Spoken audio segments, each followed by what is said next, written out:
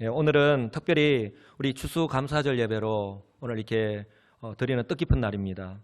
저는 이 시간을 통하여서 하나님께서 2018년 한 해 오늘까지 우리에게 베푸신 그 은혜를 생각하면서 나의 삶 가운데 정말 감사가 있었는지, 아니 감사하는 삶을 살아왔는지 한번 우리 자신의 삶의 모습을 돌아보며 다시 한번 더 감사를 회복하시는 그런 복된 시간이 되시기를 주님의 이름으로 간절히 축복합니다. 저는 이번 추수감사주일을 준비하면서 가만히 지난 1년간의 삶을 한번 돌아보았습니다. 제 목양실에서 설교를 준비하면서 지난 1년간의 삶을 돌아보니까 얼마나 감사한 일들이 많았는지 여러분 기억하시고 계실는지 모르겠지만 지난 5월 22일 전교인 단합대회 우리 돌산체육관에서 가졌던 거 기억하시죠? 예, 벌써 얼굴에 웃음이 이렇게 비시는데 어린아이부터 시작해서 우리 어르신에 이르기까지 정말 많은 성도들이 참여해서 얼마나 즐겁고 행복한 시간을 보냈는지 모릅니다. 목소리 높여서 응원하고 뛰고 달리고 맛있는 식사와 함께 정말 얼마나 행복했는지 모릅니다. 그때 어떤 기억이 새롭습니다. 또한 올해에 구역 모임을 이렇게 새롭게 시작을 했습니다. 여러분들이 이렇게 주보 뒷면에 보시면 29개 구역이 매주마다 어떻게 모이고 있습니다 라고 하는 우리의 명함을 그대로 드러내 보이고 있어요. 저는 우리나라에 많은 교회, 많은 구역들 그런 모임들을 가지고 있지만 우리 교회만큼 이렇게 모험스럽게 잘 모이고 있는 교회는 없다라고 자부합니다. 아무도 아멘 안 하시네. 자부심을 가지시기 바랍니다. 그 어느 때보다 모이기가 힘든 환경 속에서도 우리 구역장님들을 중심으로 모이기에 힘쓰고 말씀과 함께 삶을 나누고 그 안에서 위로받고 서로 격려하고 세임을 얻고 교제하는 모습이 얼마나 아름다운지 모릅니다. 이 모습을 바라보는 저의 마음이 이렇게 좋은데 이 모습을 내려다보시는 우리 하늘의 하나님께서 얼마나 기뻐하실지 우리 하나님의 평강, 은혜와 평강의 복이 각 구역마다 충만하게 임하기를 주님의 이름으로 간절히 축복합니다. 이게 천국이에요. 여러분 다른 데서 천국을 찾으려 하지 마시고 바로 우리의 모임 속에서 바로 천국을 경험하며 살아가시는 복된 성도님들이 되시기 바랍니다. 또한 어제는 임직식이 있었습니다. 정말 앉을 자리가 없을 정도로 꽉 찬 정말 그 정도로 우리 많은 성도들이 오셨는데 하나님께서 우리 교회를 얼마나 사랑하시는지 하나님께서 우리 교회를 얼마나 크게 사용하시려고 하시는지 22명의 정말 많은 일꾼들을 세우셨습니다. 여러분 22명의 일꾼이라면요 우리 교회 사이즈에서 세울 수 없습니다. 여러분들이 잘 아실 거예요.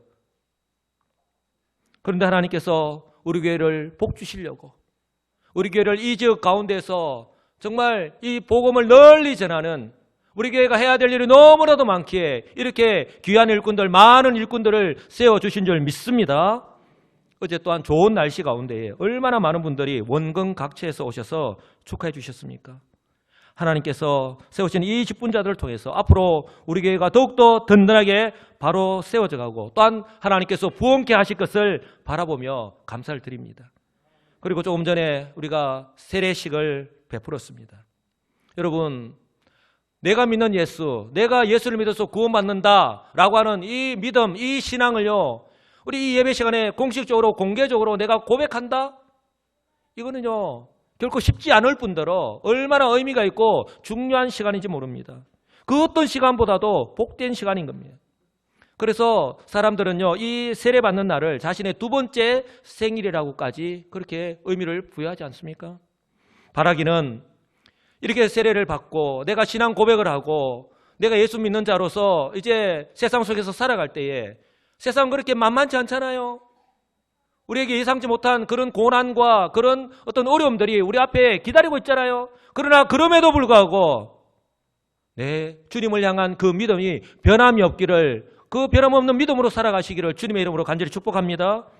마치 예수님께서 제자들에게 이렇게 질문하였죠. 너희는 나를 누구로 아느냐? 3년 동안 예수님께서 부르시고 훈련하신 그 제자들 향해 너희는 나를 누구로 아느냐? 라고 질문하였을 때에 주저함이 없이 주는 그리스도시요 살아계신 하나님의 아들이십니다 라고 고백하였던 사도 베드로처럼 어떤 상황 속에서도 변치 않는 믿음으로 살아가시는 복된 우리 시민교회 성도님들이 다 되시기를 주님의 이름으로 간절히 축복합니다. 지난번에 이 추수감사절이라는 제목으로 오행시를 이렇게 써서 내셨던 것 기억하시죠? 몇 분이 안 계시구나.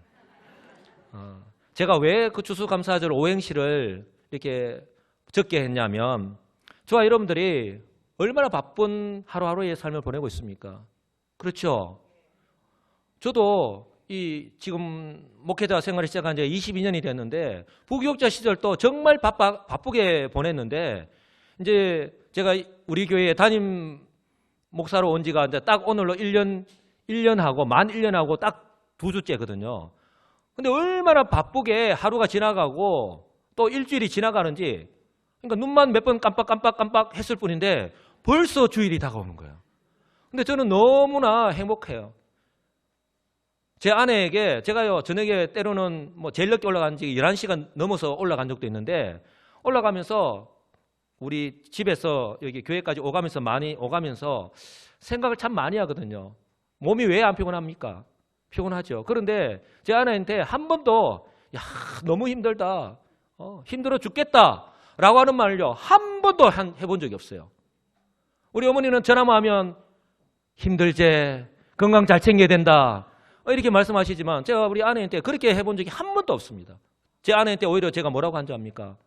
너무 좋다고, 너무 행복하다고. 아니 좀 그렇게 하면 좀 이렇게 좀 축복해 주세요. 아니 입술로 립 서비스가 아니고 진짜라니까요. 아니 담임 목사 해보세요. 담임 목사의 마음이 그렇다는 것을 제가 절실히 느끼고 있습니다. 저와 여러분들이 이처럼요 얼마나 바쁘게 하루하루를 살아가고 있습니까? 2018년을 시작한 지가 엊그제 같은데 벌써 11월 셋째 주일이 되었어요. 이제 달력은요 딱 넘기면 한 장밖에 남지 않았어요. 그런데 이렇게 바쁜 생활 지나보니까 하나님께서 우리에게 소소하게 때로는 큰 것을 이렇게 베풀어 주시는 은혜가 너무나도 많고 큼에도 불구하고 돌아볼 마음의 여유조차 없는 거예요. 하나님께서 범사에 베풀어 주신 그 은혜가 많음에도 불구하고 어쩌면 감사에는 너무 인색한 모습으로 살아가고 있는 것이 우리의 모습이 아닌가 하는 것입니다. 그래서 저는 이 시간을 통해서라도 잠시 우리 자신의 삶을 돌아보면서 베풀어 주신 그 하나님의 은혜를 생각하면서 감사의 고백을 할 수 있는 그런 시간이 되기를 바랬던 것입니다.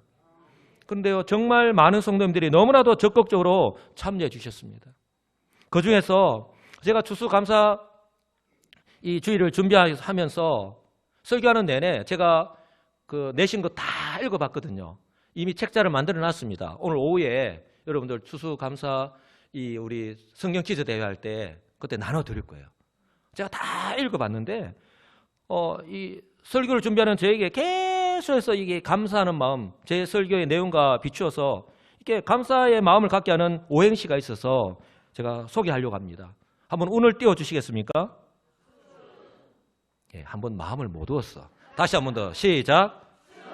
추수감사절을 주심에 감사드리며 수확하고 거둘 수 있도록 은혜 주심에 감사드리며 감사하는 조건이 날로 넘치게 하심에 감사드리며 사랑하는 교회와 성도들과 이웃을 허락하심에 감사드리며 절망 중에도 늘 함께 하시며 일어설 수 있도록 도와주심에 감사드립니다. 아멘. 여러분 어떤 상황 속에서도 감사가 이렇게 몸에 배어있는 아마 저와 여러분들의 그런 감사의 고백인 줄 믿습니다. 또 하나를 소개하자면 추수감사절에 나는 무엇을 주님께 드리리? 수없이 많은 생각이 스쳐 지나갑니다. 감사의 것들로 가득 찬 나의 삶뿐인데 사람인지라 부족하여 은혜를 알지 못하는 절 용서해 주세요. 오늘 추수감사절을 맞는 우리 성도 여러분들의 마음이 고스란히 이렇게 녹아져 있는 그런 오행시가 아닌가 싶습니다.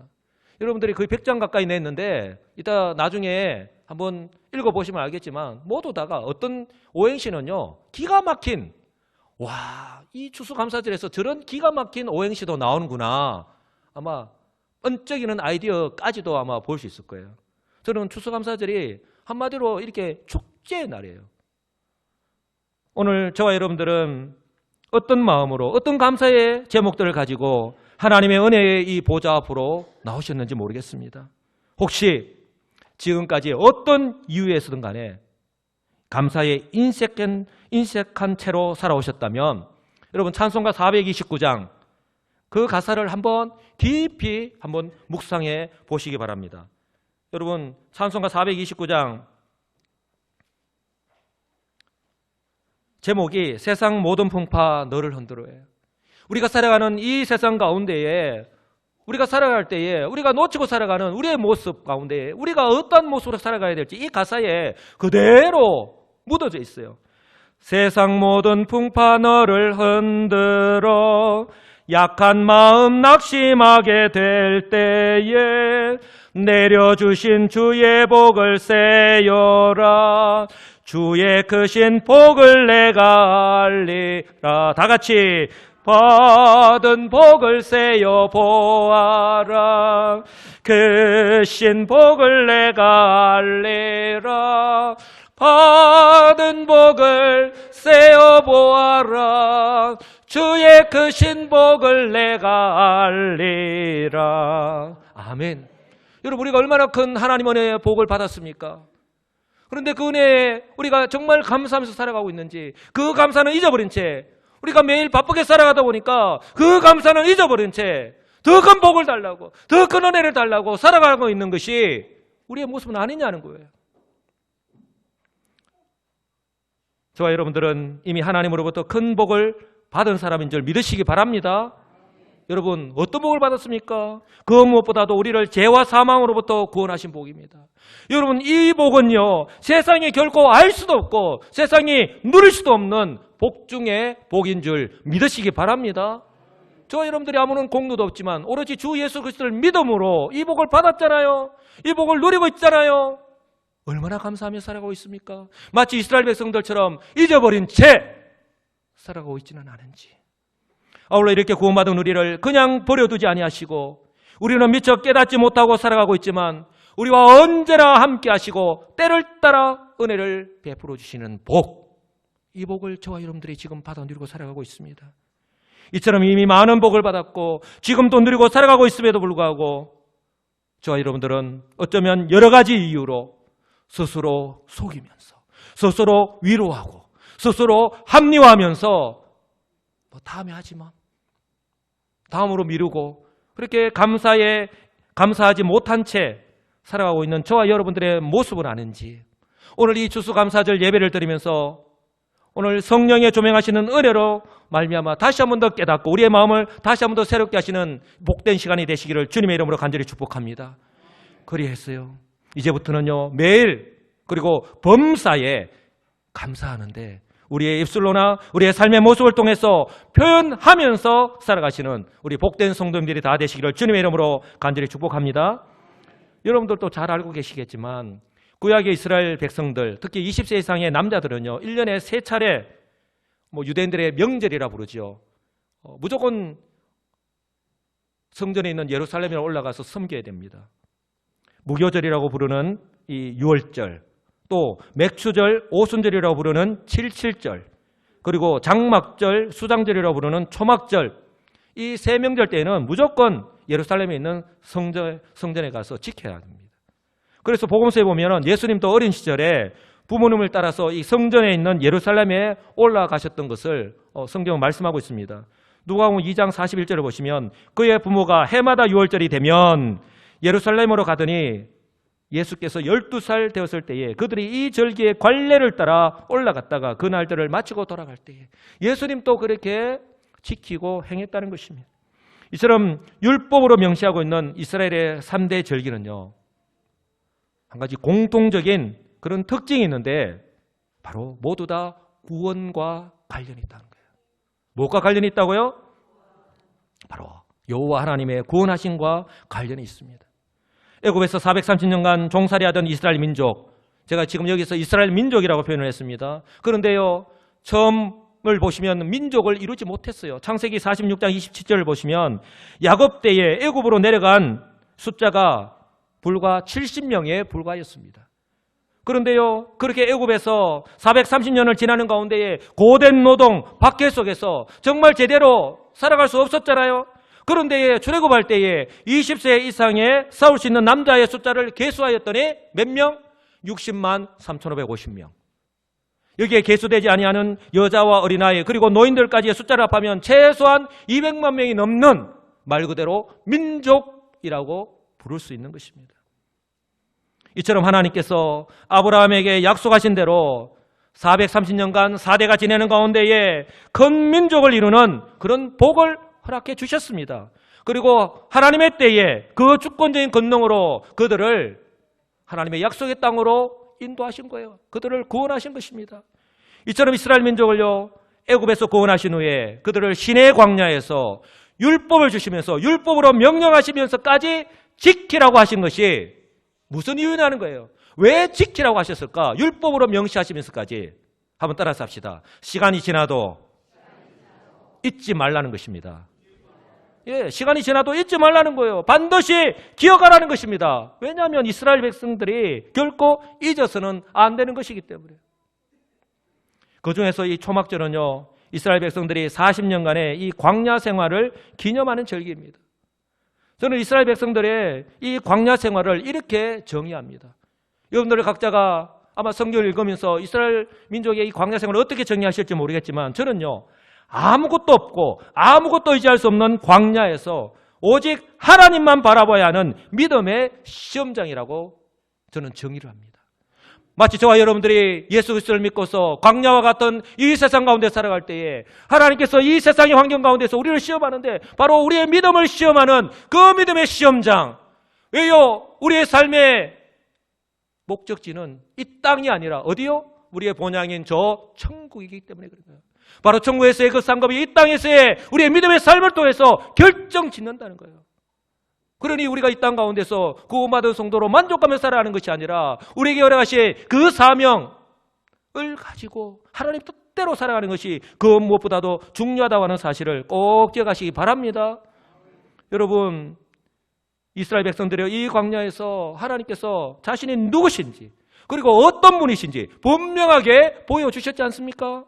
왜냐하면 이스라엘 백성들이요, 믿고 의지하며 섬기며 살아가야 할 그들의 하나님이시기 때문에 하나님께서 분명히 보여주셨잖아요. 그래서 홍해의 기적부터 시작하여서 만나와 메추라기로 먹이시고 목마르다니 반석에서 물을 내시고 그래서 그들의 목을 죽이셨고 또 배고프다 고기를 달라 하니 그들에게 만나와 메추라기로 먹이셨지 않습니까? 그리고 덥다 춥다 불평하니 그들에게 구름 기둥으로 불 기둥으로 낮의 더위와 밤의 추위로부터 지켜주셨던 하나님. 그 하나님의 전능하신 능력으로 그 전능하신 능력이 아니고서는 그들은요 광야에서 다 죽을 수밖에 없었다고 하는 사실을 꼭 기억하시기 바랍니다. 그리고요 하나님께서 그들에게 이렇게 하나님이 누구신지 어떤 분이신지 보이시고 난 이후에 그들에게 하나님이 누구신지 그들 스스로가 그들의 믿음을 따라서 선택할 수 있는 기회를 주셨습니다. 바로 이것이 가데스 바네아에서 12명의 정탐꾼을 가나안으로 보낸 사건이에요. 어쩌면 오늘 설교하는 내용 가운데에 오늘 성경 기초대회 때 나올 수 있는 것들이 있을 수 있습니다. 여러분, 요수아와 갈렙을 제외한 10명의 정탐꾼들 그리고 이스라엘 백성들과 한마음이 되어서 애굽에서 그들을 구원하시고 그리고 오늘 여기까지 인도하신 하나님이 누구신지 분명하게 보여주었음에도 불구하고 그들은요 하나님을 믿지 못하였고 오히려 하나님을 원망하고 하나님께서 세우신 그 모세를 대적하지 않았습니까? 왜 그랬을까? 그들에게 보여주었음에도 불구하고 왜 믿지 못하였을까? 한마디로요 하나님에 대한 믿음과 확신이 없었기 때문에 그런 거예요. 그들을 오늘 여기까지 인도하신 하나님을 잊어버린 채 하나님을 바라보기보다는 그 하나님 말씀을 믿고 의지하기보다는 바로 우리 눈앞에 있는 현실 그 현실의 여리고성과 바로 골리앗의 그들의 마음을 완전히 뺏겨버리기 때문에 그런 거예요. 우리가 너무 바쁘게 살아가다 보니까 감사하지 못한 채 다음에 하지만 똑같은 것입니다. 그러니 그들 스스로가 아무것도 할 수 없었던 그런 애굽의 종살이 하던 옛 모습으로 돌아가려고 하였던 거예요. 하나님께서 그들을 이미 출애굽시켜 주셨음에도 불구하고 그들은 여전히 계속해서 애굽에서 떠나지 않고 그 생활을 잊지 못하고 거기에 계속해서 머물기를 원했던 것입니다. 여러분, 이처럼 초막절은요, 지금은 과거의 역사가 되었지만 지난 40년간의 광야 생활을 결코 잊지 말라고 하는 그런 의미가 포함되어 있는 것입니다. 이처럼 가나안 땅에 새로운 장막을 짓고 그곳에서 7일 동안 그때를 추구하며 생활한다고 해서 장막절이라고 부르기도 하고요. 또 이때는 모든 농작물과 과일의 수확을 끝마치고 이것을 창고에 저장하기 때문에 수장절이라고도 부르는 것입니다. 각각의 부르는 이름은 다르지만 공통점이 있으니 바로 여호와 하나님께서 그들에게 베푸신 은혜에 대한 감사하는 거예요. 여호와 하나님께서 우리에게 어떤 은혜를 베푸셨는가 돌아보며 감사하는 것입니다. 그래서 저는 이 시간을 통해서 하나님께서 베푸신 그 은혜를 다시 한 번 더 리마인드, 다시 한 번 더 마음에 되새기는 거예요. 바로 저와 여러분들이 이 추수감사절을 통해서 우리가 바쁜 가운데 잊고 지내는 그 감사를 다시 한 번 더 회복하기를 바라는 것과 동일한 것입니다. 바라기는 저와 여러분들 역시 이 추수감사절 통하여서 오늘이 11월 18일인데요. 오늘 한 해 지금까지 어떻게 살아왔는지 한번 돌아보시고 적어도 오늘 추수감사주일 하나님께서 순간순간 그리고 범사에 베푸신 은혜를 생각하면서 세상에 뺏겨버린 채 어쩌면 당연하게 여기면서 살았던 감사를 다시 한 번 더 회복하시는 복된 성도님들이 되시기를 간절히 소망합니다. 그래서 이제부터 우리의 삶이요, 그 무엇보다도 감사가 풍성한 삶, 감사가 끊이지 않는 삶을 살아가시는 복된 성도님들이 되시기를 간절히 소망합니다. 이런 측면에서 볼 때에 초막절은요, 성경의 추수감사절의 유래라고 볼 수 있습니다. 그런데 오늘날의 추수감사절의 유래를 잠시 말씀드리면 1620년 11월 신앙의 자유를 찾아서 화란에서 혹독한 추위 속에 미국의 북동부 플리무스라는 곳에 도착한 100명 남짓한 청교도들로부터 시작을 합니다. 이들은 그곳의 원주민, 즉 인디언들로부터 옥수수 농사법을 배웠어요. 농사를 짓기 시작하였고 한 해의 추수를 마친 후에 하나님께 3일 동안 감사 예배를 드렸습니다. 그런데 얼마나 감격적인 예배를 드렸는데 우리가 생각하면요, 드릴 수 없는 그 감사 예배를 드린 거예요. 왜냐하면 그들 중에 반이 험한 환경과 질병으로 다 죽었습니다. 희생되었어요. 추수물도 그렇게 풍족하지 않았습니다. 그런데 이 모든 악조건을 다 이겨낸 후에 그럼에도 불구하고 하나님 은혜에 감사하면서 이 추수감사절 예배를 드리기에 더 의미가 있고 감사가 넘칠 수밖에 없는 거예요. 여러분, 그들이 지금부터 몇백 년 전에 그들이 그 하나님 은혜에 감사하면서 추수감사절 예배 드릴 때에 우리 하나님께서 얼마나 기쁘게 받으셨을까 여러분 한번 생각해 보시기 바랍니다. 오늘 추수감사절 예배를 드리고 있는 저와 여러분들은 어떻습니까? 저와 여러분들 역시 어렵고 힘든 시대적 환경 속에서 살아가고 있는 것은 분명합니다. 마찬가지입니다. 그러나 적어도 그들에 비하면 비교할 수 없을 정도로 얼마나 좋은 환경 속에서 살아가고 계십니까? 옛날에는 우리의 몸을 다 써서 그냥 농사 지어야 되는데 요즘은 농사 짓는 환경도 얼마나 많이 좋아졌습니까? 자동화된 최신식의 장비, 농기구, 그리고 비닐하우스 등을 통해서요, 요즘은 제철 음식이 없을 정도로 언제든지 과일이나 채소를 재배하고 또 먹을 수 있는 참 좋은 세상에서 저와 여러분들이 살고 있지 않습니까? 예, 동의는 몇 명만 하시네요. 예.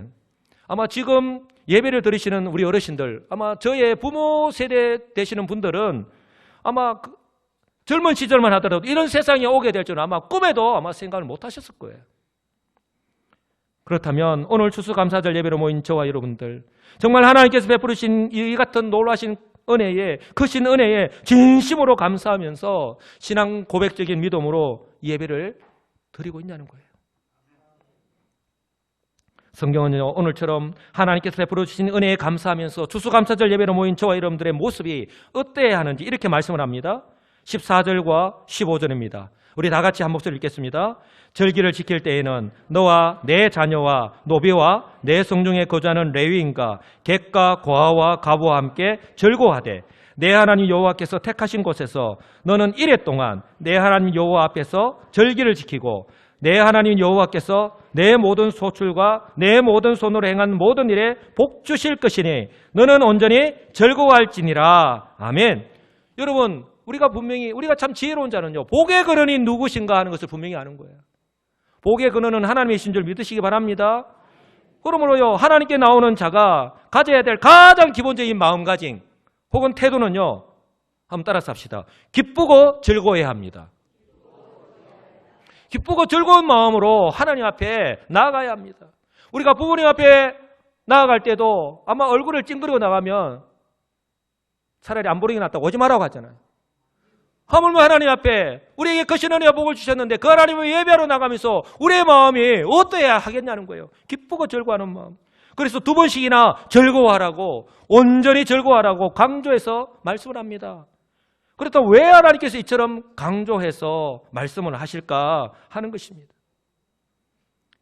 더 이상 애굽의 노예의 삶이 아니라 그들에게 자유를 허락하시고 약속의 땅 가나안으로 인도하신 후에 마치 이스라엘 백성들이 광야에서 매일 만나로 그들을 먹이신 것처럼 이제 약속의 땅 가나안에서 그곳에서 그들에게 이루갈 양식을 위하여서 때를 따라 곡식과 과일 농사를 짓게 하시고 또한 이제 추수할 수 있도록 은혜를 베풀어 주신 그 하나님께 지금 감사하지 않고 또한 하나님 앞에 나아갈 때 어찌 감사하지 않을 수가 있겠느냐? 어찌 기쁘고 즐거운 마음으로 하나님 앞에 나아가지 않을 수가 있겠느냐 하는 것입니다. 오늘 추수감사절 예배를 드리는 저와 여러분들 역시 올 한 해 동안 베푸르신 그 하나님의 은혜를 생각하며 기쁘고 즐거운 마음으로 이 자리에 나오신 줄 믿습니다. 여러분, 아울러요 복의 근원이신 우리 하나님께서요 그들의 그 수고를 기억하시고 복을 주시기 때문에 기뻐하고 즐거워해야 한다고 성경은 말씀합니다. 15절에 뭐라고 말씀합니까? 내 모든 소출과 내 손으로 행한 모든 일에 복 주실 것이다. 왜 아멘 안 하세요? 하나님께서 우리가 하는 모든 손으로 하는 모든 일에 복 주신다고 하는데 얼마나 어렵고 힘든 시대를 살아가고 있습니까? 문을 닫고 하는 대로 망하고 살아가는 이 시대에 하나님께서 복을 주셔서 잘되게 해주시겠다는데 이것이 얼마나 복입니까? 내 손으로 행한 일에 복을 주신다고 말씀합니다. 무슨 말씀이냐면 성도들이 하는 모든 일, 즉 성도들의 생업과 기업 그리고 직장과 자녀들의 학업 등 성도들의 모든 삶을 통하여 하나님께서 복을 주신다고 지금 약속하고 있는 것입니다. 그러므로 우리가 기억해야 될 것은요, 하나님께는요 큰 일도 작은 일도 없다고 하는 사실을 꼭 기억하시기 바랍니다. 제가 몇 번 말씀을 드렸죠. 이거는 정말 중요한 일이니까, 이것은 큰 일이니까 하나님 앞에 기도하고 또 누구에게 기도 부탁을 하고 막 매일 기도하고 이것은 충분히 내 혼자 힘으로 할 수 있으니까 뭐 이것까지 뭐 또 하나님께 또 번거롭게 기도하노? 그냥 하면 되지 뭐. 하나님께는 큰 일도 작은 일도 없다고 하는 사실을 꼭 기억하시기 바랍니다. 예, 여러분 모든 일을 하나님께 맡기시고 모든 일에 감사하면서 살아가시는 복된 성도님들이 되시기를 주님의 이름으로 간절히 축복합니다. 우리 옆 사람에게 이렇게 한번 축복합시다. 하나님께서 당신에게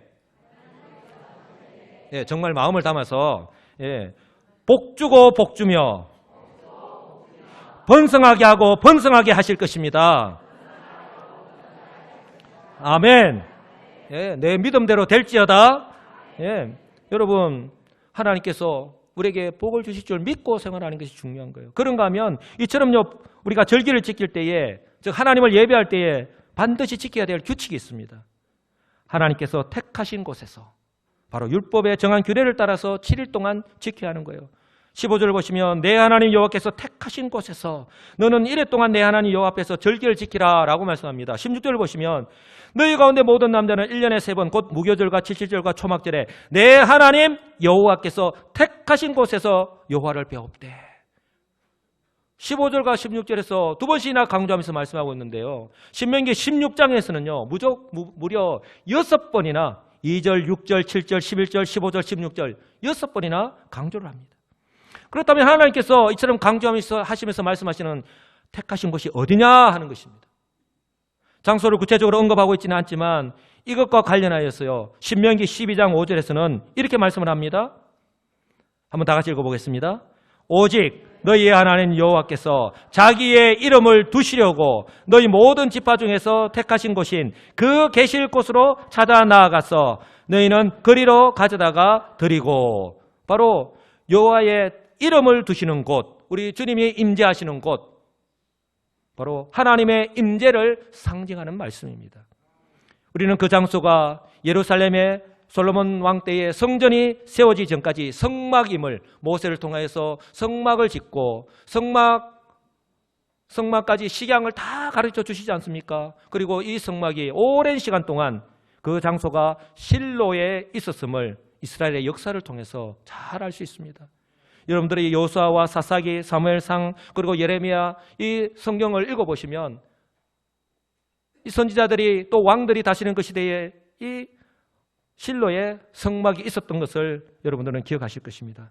그러나 여기서 우리가 기억해야 될 것은요, 우리 하나님은 바로 그곳에 자기 이름을 두시는 곳에 임하시지만 그들을 만나주시고 그들에게 복 주시지만 우리 하나님은 그 장소에만 매이지 않으시는 분이시라고 하는 사실을 꼭 기억하시기 바랍니다.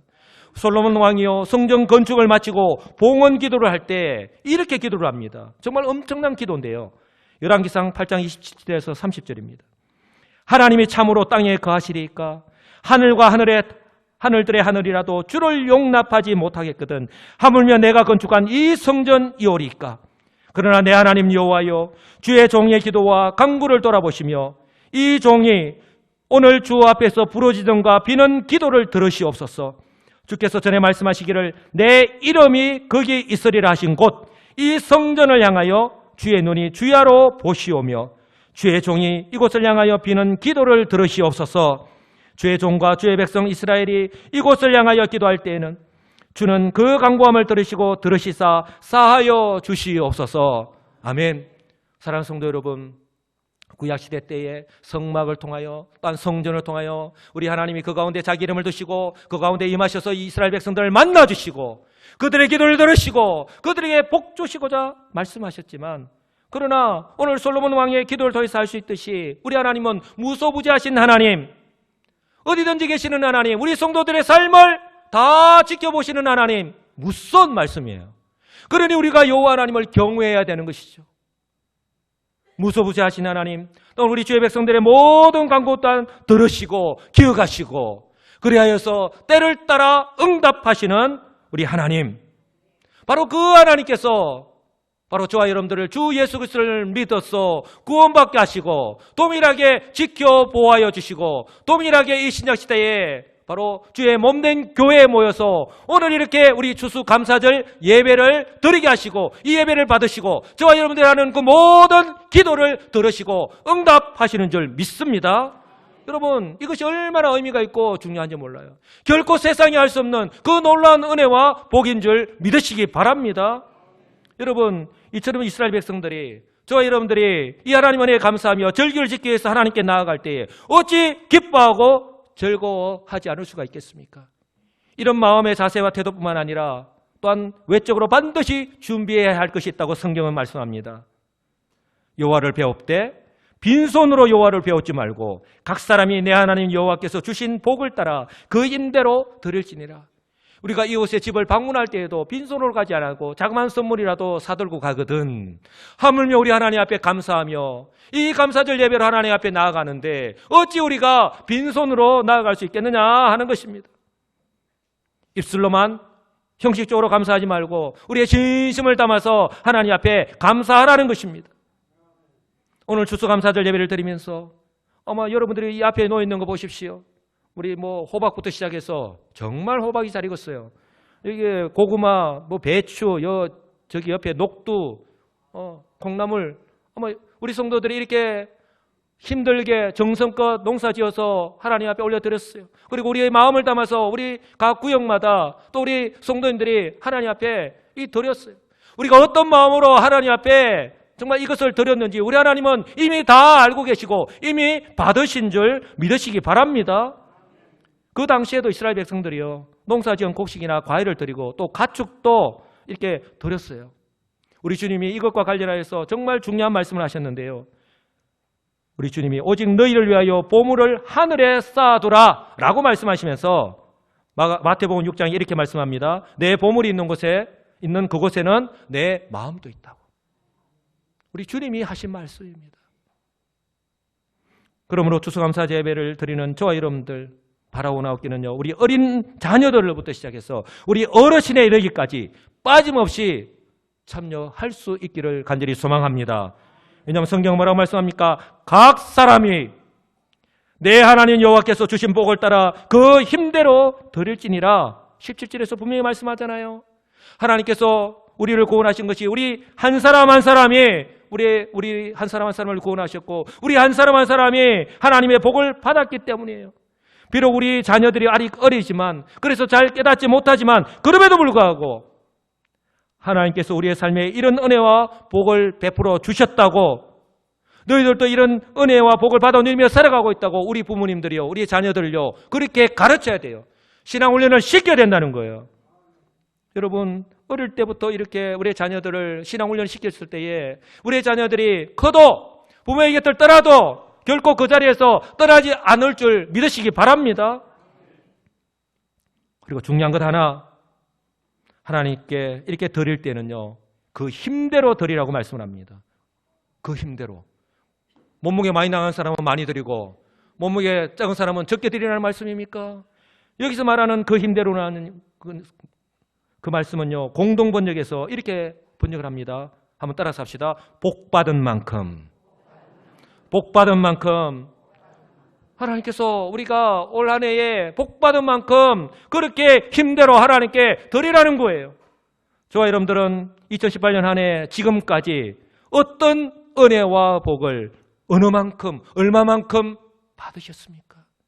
그 은혜 정말 감사함으로 하나님 앞에 신앙 고백적인 믿음으로 하나님 앞에 드렸습니까?